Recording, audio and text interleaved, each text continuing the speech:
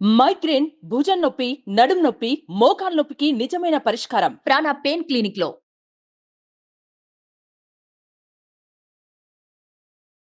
వాగర్థావివ సంపృక్తౌ వాగర్థ ప్రతిపత్తయే జగతః పితరౌ వందే పార్వతీ పరమేశ్వరౌ. సదాశివసమారంభాం శంకరాచార్య మధ్యమాం అస్మదాచార్య పర్యంతం వందే గురు పరంపరాం. ఆదిత్యాయ చ సోమాయ మంగళాయ బుధాయ చ గురుశుక్ర శనిభ్యశ్చ రాహవే కేతవే నమః. శృంగేరి జగద్గురు పీఠాధిపతులకి, కంచిపీఠాధిపతులకి నమస్కారములు తెలియచేసుకుంటూ కార్యక్రమాన్ని ప్రారంభిద్దాం. ఇక మిథున రాశి వారికి ఈ నవంబర్ 16వ తారీఖు నుంచి 30వ తారీఖు వరకు ఏ విధంగా ఉండబోతుందో తెలుసుకునే ముందు గ్రహ సంచారము గురించి తెలుసుకుందాం. మిథున రాశి వారికి 2వ ఇంట కుజుడు యొక్క ప్రభావము, 4వ ఇంట కేతువు, 6వ ఇంట రవి బుధుడు, 7వ ఇంట శుక్రుడు, 9వ ఇంట శని ప్రభావము, అలాగే దశమ మందు రాహువు, 12వ స్థానంలో గురువు వక్రీకరించి స్థితి పొంది ఉండడం. ప్రధానంగా గమనించుకున్నట్లయితే మార్పులు అనేటువంటివి చాలా ఉన్నాయి. ఈ 15వ తారీఖు తర్వాత నుంచి శని వక్ర త్యాగము చేయడము ప్రధానమైనటువంటి మార్పు ఈ యొక్క మిథున రాశి వారికి. ఇక కేతువు, రాహువు మరియు కుజుడు ఈ 3 గ్రహాల యొక్క ప్రభావము అధికంగా ఉండడం చేత కొన్ని సమస్యలు అనేటువంటివి ఉంటాయి. ముఖ్యంగా ఈ సమస్యలు కుజరాహుకేతుల యొక్క ప్రభావం వలన ప్రశాంతత లోపిస్తుంది. చేసే ప్రయత్నంలో ఇబ్బందులు ఉంటాయి. ముఖ్యంగా మీ యొక్క వాక్కు అమూల్యమైనది కాబట్టి ఎక్కువగా ఎవరితో పడితే వాళ్ళతోని ఎక్కువగా మాట్లాడకండి, అతి చనువుగా ఉండకండి. ఎందుకంటే ప్రభావము సరిగ్గా లేదు. మీ యొక్క వాక్కు వల్ని ఎదుటి వాళ్ళు విమర్శగా తీసుకుంటారు. కాబట్టి ఎంత మౌనం పాటిస్తే అంత మీకు మంచిది. ఇంకా చెప్పాలి అంటే కుటుంబ సభ్యులతో ఆచితూచి స్పందించండి తప్ప కుటుంబ సభ్యులని తేలిగ్గా తీసుకోకండి. మీ చిన్న మాట అది పెను గాలి మిమ్మల్ని ఇబ్బంది పెట్టే అవకాశం ఉంటుంది. కాబట్టి మిథున రాశి వారు వాక్కును ఎంత తక్కువలో వాడుకుంటే అంత మంచిదని గమనించాలి. ఇంకా ముఖ్యంగా గమనించుకున్నట్లయితే ఈ మిథున రాశి వారికి ఈ యొక్క 16 నుంచి 30వ తారీఖు వరకు అమూల్యమైనటువంటి సమయం. ఉద్యోగార్థులకి ఉద్యోగం లభిస్తుంది. బదిలీల కోసం ఎదురు చూసేటువంటి వాళ్ళకి బదిలీలు జరుగుతాయి. ఇక ముఖ్యంగా చెప్పాలి అని అంటే ప్రభుత్వ ఉద్యోగస్తులకి లేదా ప్రైవేట్ ఉద్యోగస్తులకి ఉన్నతాధికారుల యొక్క అండదండలతో చాలా మటుకు సమస్యల్ని పరిష్కరించుకుంటారు. ఇక గమనించుకున్నట్లయితే ప్రధానంగా ఫైనాన్స్ రంగంలో ఉన్నటువంటి వాళ్ళకి, ఈ ఫైనాన్స్ వ్యాపారం చేసేవాళ్ళు కాస్త జాగ్రత్తలు పాటించండి. ఇక వివాహం కాని అబ్బాయిలు అమ్మాయిలకైతే ఖచ్చితంగా వివాహ సంబంధాలు నిశ్చయమయ్యే అవకాశాలే ఎక్కువగా ఉన్నాయి. దాంపత్య సమస్యలు లేదా వ్యాపార భాగస్వాముల మధ్య ఉన్నటువంటి పొరపచ్చాలు ఏవైతే ఉంటాయో అవన్నీ కూడా ఈ యొక్క 16వ తారీఖు నుంచి 30వ తారీఖులో ఉన్నటువంటి వాటిని మీరు ఆ ఇష్యూస్ని క్లోజ్ చేసుకోగలుగుతారు. అనగా ఆ ఇష్యూస్కి చరమాంకం పడుతుంది. మళ్ళీ పాతగా విడిపోయిన వాళ్ళు మళ్ళీ కలిసి వచ్చే అవకాశాలు ఎక్కువగా భాగస్వాములు, జీవిత భాగస్వాములు పొందుతారని చెప్పవచ్చు.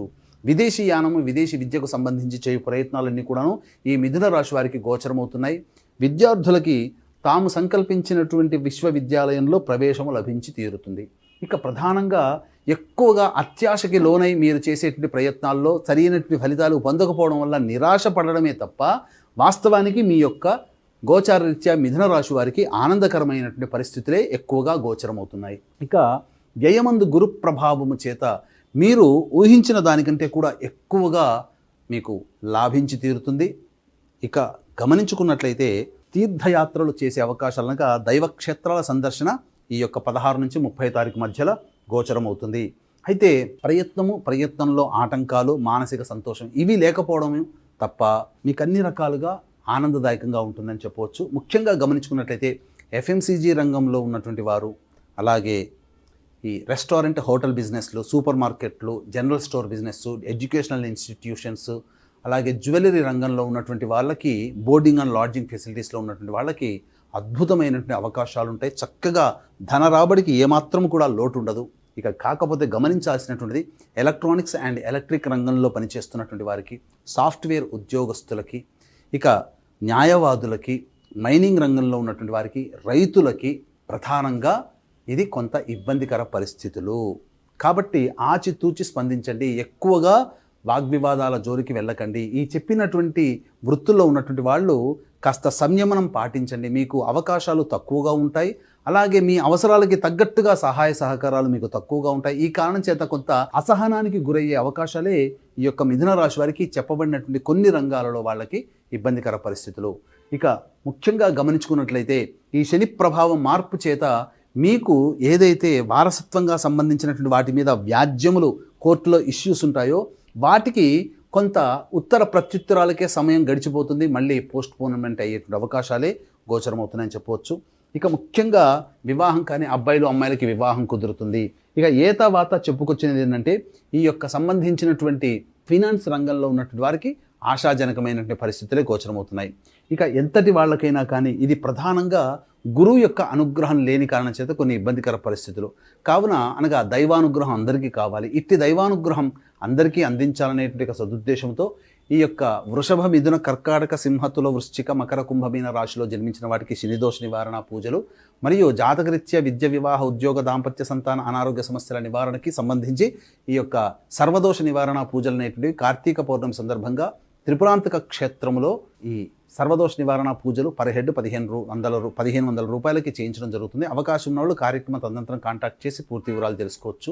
అలాగే నవంబర్ 25వ తారీఖు రోజున కార్తీక మాసం ఆఖరి సోమవారం మరియు పితృ నక్షత్రమైనటువంటి ఉత్తరా నక్షత్రం కూడా ఉండడం ఈ కారణం చేత పితృదోషము కనుక జరిపించుకుంటే తప్పకుండా ఆ దోషం తొలగిపోతుంది. దీన్ని దృష్టిలో పెట్టుకునే నవంబర్ 25వ తారీఖు రోజున గోకర్ణ నక్షత్రంలో తండ్రి వైపు 6 తరాలు, తల్లి వైపు 3 తరాల్లో దుర్మరణం పాలైన వ్యక్తుల యొక్క ఆత్మ మోక్ష ప్రాప్తి కోసం ఈ యొక్క పితృదోష నివారణ పూజలు అనేటువంటివి జరిపించడం జరుగుతుంది. ఈ పితృదోషము ఉండడం వల్ల ముఖ్యంగా అనుకున్నటువంటి పనులు పూర్తి కావు, పిల్లలకి పెళ్ళిళ్ళు, సంతానము కలగకపోవడము, ప్రతిదీ కూడాను ఇబ్బందికరంగా ఉండడము, ఏది కూడా సంతోషం లేని జీవితాన్ని గడపడం అనేటువంటిది. కాబట్టి అవకాశం ఉన్న వాళ్ళు పితృదోష నివారణ పూజల్లో 25వ తారీఖు రోజున మా పీఠం ఆధ్వర్యంలో జరిగే దాంట్లో పాల్గొనవచ్చు. ఇక ఈ సంబంధించినటువంటి 16వ తారీఖు నుంచి 30వ తారీఖు నవంబర్ వరకు ఈ మిథున రాశి వారికి ఏ విధంగా ఉంటుంది అనగా ఖర్చులు ఎప్పుడుంటాయి, ఆదాయం ఎప్పుడుంటుంది, మానసిక ప్రశాంతత ఎప్పుడుంటుంది అనే విషయాల గురించి క్లుప్తంగా తెలియజేసుకుందాం.